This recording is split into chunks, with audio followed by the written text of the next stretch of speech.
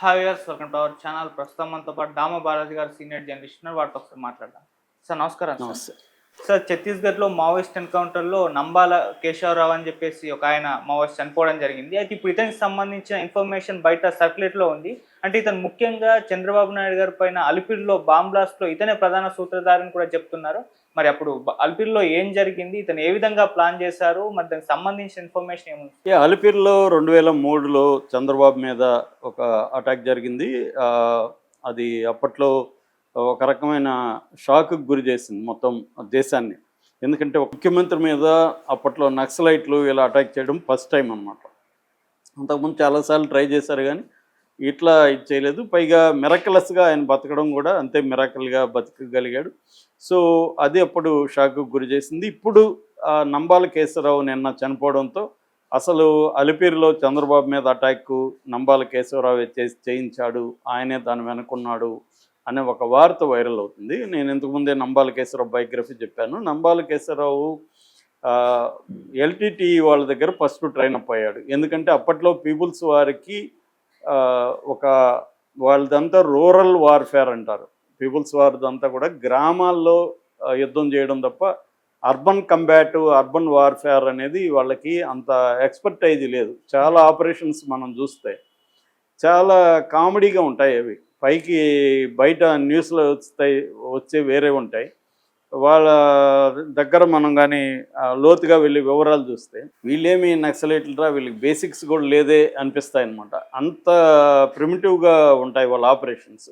అందుకని వాళ్ళు ఏం చేశారంటే ఎల్టీటీ వాళ్ళ దగ్గర ట్రైన్ అప్ అవ్వడానికి కోసం ఎల్టీటీ వాళ్ళని కాంటాక్ట్ చేశారు. వీళ్ళు వాళ్ళకి కొంత హెల్ప్ చేశారు, డబ్బుల పరంగా కావచ్చు, లేకపోతే వాళ్ళకి వెళ్ళి మార్క్సిజం అది సిద్ధాంతం బోధించడం, పొలిటికల్ క్లాసులు చెప్పడం అవన్నీ వీళ్ళు చేశారు. వాళ్ళు వచ్చి మిలిటరీ ట్రైనింగ్ ఇచ్చారు వీళ్ళకి. అంటే వాళ్ళ ఎక్స్పర్టైజ్ అప్పటికే అది కన్వెన్షనల్ ఆర్మీ, గొరిల్లా వార్ఫేర్ కాకుండా ఎల్టీటీ అనేది జాఫ్నా ప్రాంతాన్ని విముక్తి చేసుకొని ఒక కన్వెన్షనల్, ఒక స్టాండింగ్ ఆర్మీ ఉంది. వాళ్ళకి అన్ని రకాల వింగ్స్ ఉన్నాయి. వాళ్ళకి మంచి ఎక్స్పర్టైజ్, వాళ్ళ వెపన్స్ చాలా అడ్వాన్స్డ్గా ఉన్నాయి.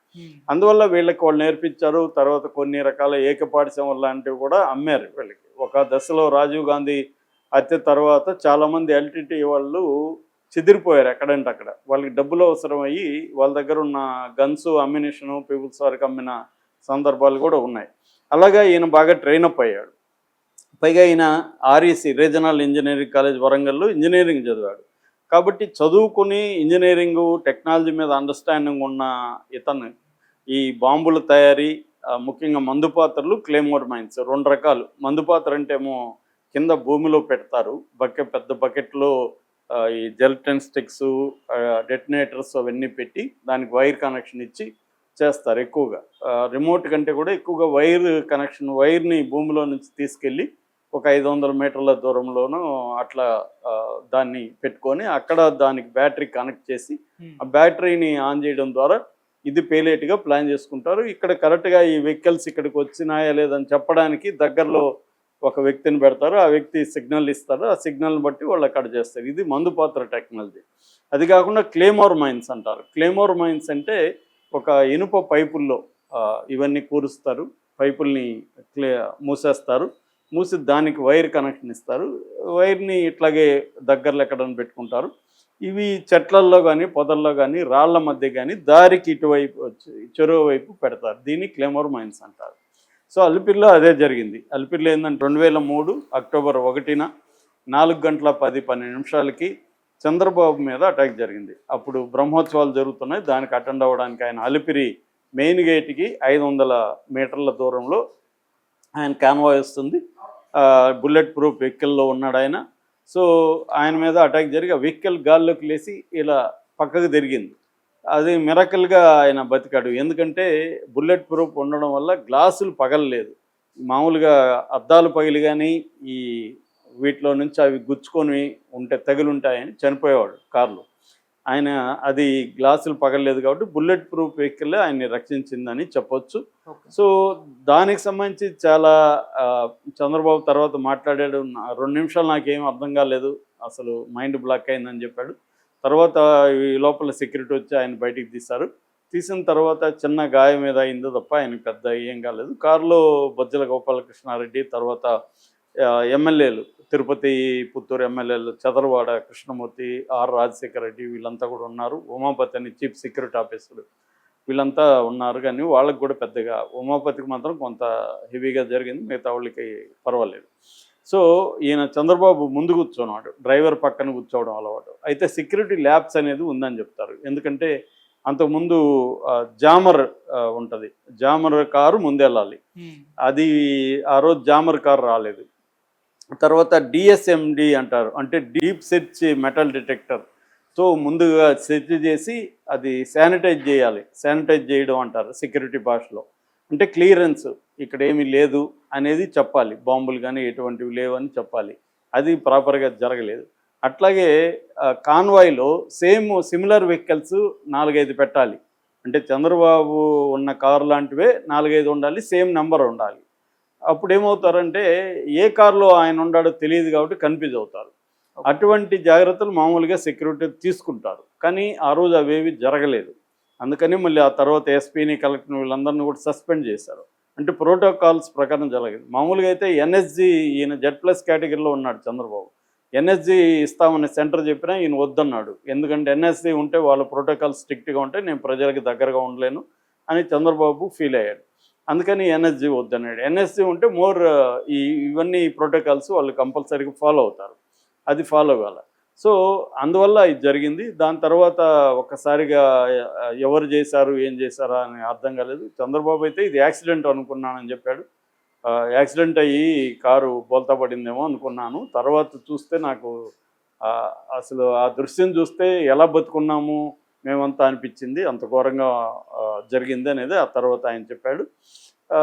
దాని తర్వాత పీపుల్స్ వాళ్ళు స్టేట్మెంట్ కూడా ఇచ్చారు, ఇది మేమే చేశామని రామకృష్ణ చెప్పాడు. చంద్రబాబు ప్రజల మీద, పార్టీ మీద చాలా నిర్బంధాన్ని ఇస్తున్నాడు, పౌరకుల సంఘాలను చంపుతున్నాడు, గద్దర్ని కాల్పించాడు, 5 బుల్లెట్ల గద్దర్ శరీరంలో ఉన్నాయి, మా పార్టీ నాయకులను చాలామందిని చంపించాడు, అందుకని చంద్రబాబుని చంపాలనుకున్నాము అనేది వాళ్ళు ప్రకటించారు ఓపెన్గా.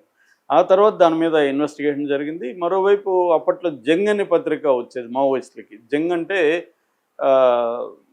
వాళ్ళ పత్రిక ఏంటంటే ప్రతి యాక్షన్ని డీటెయిల్గా రాస్తారు.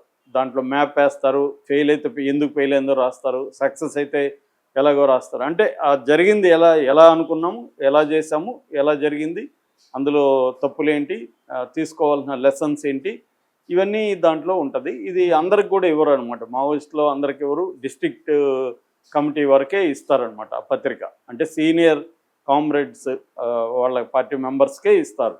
సో అలాగా జంగులో కూడా దీని మీద రాశారని తర్వాత చెప్పారు పోలీసులు, వాళ్ళకి ఎక్కడో ఇష్యూ కూడా దొరికింది. సో ఇది వీళ్ళు మొత్తం ఎందుకు ఫెయిల్ అయింది, అసలు ఎలా చేశారంటే వీళ్ళు ఇక్కడ ఈ దారిలో కొంత రాళ్ళు, బుషెస్ ఉన్నాయి. వీళ్ళు ఈ పైపుల్ని ఎప్పుడో పెట్టేశారు, ఆ రోజు కాదు, అప్పుడప్పుడు చీకట్లో అర్ధరాత్రి లేకపోతే తెల్లవారుజామున 3కో 4కో అక్కడ పెద్ద ట్రాఫిక్ ఉండదు, ఎవరు ఉండరు కాబట్టి ఆ టైంలో వెళ్ళి పైపుల్లో పెట్టుకుంటూ వచ్చేసారు. పెట్టుకుంటూ వచ్చి ఒక దగ్గర ఇల్లు కూర్చున్నారు. ఇక్కడ ఇవి వస్తున్న సిగ్నల్ తీసుకున్నారు. అక్కడ మొత్తం అది కరెక్ట్గా 6 పెట్టారా 9 పెట్టారా పోలీసులు, ఒకసారి కొంతమంది 9 అంటారు, కొంతమంది 6 అంటారు. ఏదైనా 6 నుంచి 9 క్లెమర్ మైన్స్ ఇటుపక్క పెట్టారు. వీటికి వైర్ కనెక్ట్ చేసుకొని కూర్చున్నారు.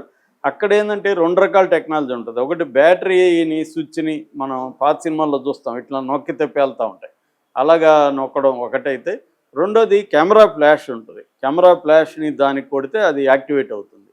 ఇది వీళ్ళు వాడింది రెండో టెక్నిక్, కెమెరా ఫ్లాష్ ద్వారా యాక్టివేట్ అయ్యి అది పేలుతుంది. అలాగా 1, 2, 4 పేలాయని చెప్తున్నారు పోలీసులు. అది సరిపోలే, ఆ 4 వెయిట్ వాటిలో ఉండే పవర్ సరిపోలేదు, ఆ జెల్టిన్ స్టిక్స్ అవి. వీళ్ళు మొత్తం నోబుల్ జెల్ 90 అనే 200 kgs మొత్తం వాడినట్టుగా చెప్తున్నారు. యాక్చువల్గా 17 మైన్స్ని ప్లాన్ చేశారు, అవన్నీ కూడా పెట్టలేకపోయారు అని చెప్తున్నారు. అంటే నేను ఇందాక చెప్పాను కదా, అర్బన్ వార్ఫేర్లో పీపుల్స్ వార్ కానీ మావోయిస్టులు కానీ అంత ఎఫిషియెంట్ కాదు.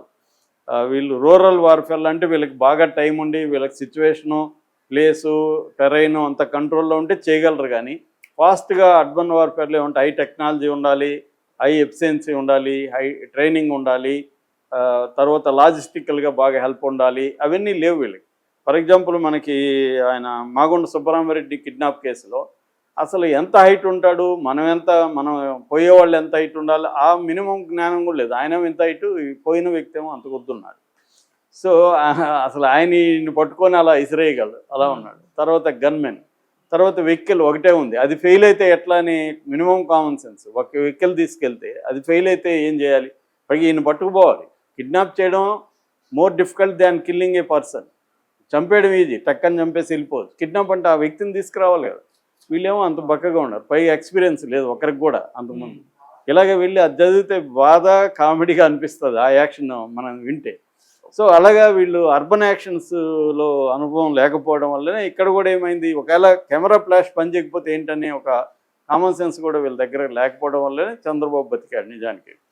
సో ఆయన వెంకటేశ్వరుడు కృప, అది దేవుని నమ్మేవాళ్ళు అలాగే అనుకుంటారు, మా దేవుడి కృప వల్ల బయటపడ్డాను. కానీ ప్రాక్టికల్గా మనం అనలైజ్ చేసినప్పుడు పోలీసులు కానీ మిగతా వాళ్ళు ఇది కారణం అని చెప్పారు. అంటే నంబాల కేశవరావుకి ఎక్స్పర్టైజ్ ఉంది కానీ అంత ఎక్స్పర్టైజ్ ఆ టైంకి లేదనేది మనకు అర్థమవుతుంది ఈ ఎపిసోడ్ వల్ల. ఏదేమైనా నంబాల కేశవరావే చంద్రబాబుని చంపాలని ప్లాన్ చేశాడు అనేది. అంటే ఎప్పుడైనా కూడా మావోయిస్టులు వాళ్ళు హిట్ లిస్ట్ పెట్టుకుంటారు, ఎవరిని చంపాలనేది ఒక హిట్ లిస్ట్ ఉండదు. ఆ హిట్ లిస్ట్ ప్రకారం ఆ వ్యక్తులు ఇంపార్టెంట్ కదా, నంబాలి కాకపోతే ఇంకొక ఆయన చేసేవాడు. అది పార్టీలో ఏమంటే ఆ హిట్ లిస్ట్లో ఉండేవాడిని చంపాలనుకున్నప్పుడు ఎవరికో ఒకరికి బాధ్యత తప్పగిస్తారు. ఆ కమిటీ అంతా కలిసి ఒకరి బాధ్యత తప్పగిస్తుంది. ఈయన మావోయిస్ట్ సెంట్రల్ మిలిటరీ కమిషన్ అనేది ఉంటుందన్నమాట. అప్పటికి మావోయిస్ట్ కాదు, ఇది పీపుల్స్ వార్. 2003కి పీపుల్స్ వార్, 2004 నుంచి Maoist. So CPIML people's war పూర్తి పేరు. ఈ CPML people's war central committee చంద్రబాబుని చంపాలని నిర్ణయించి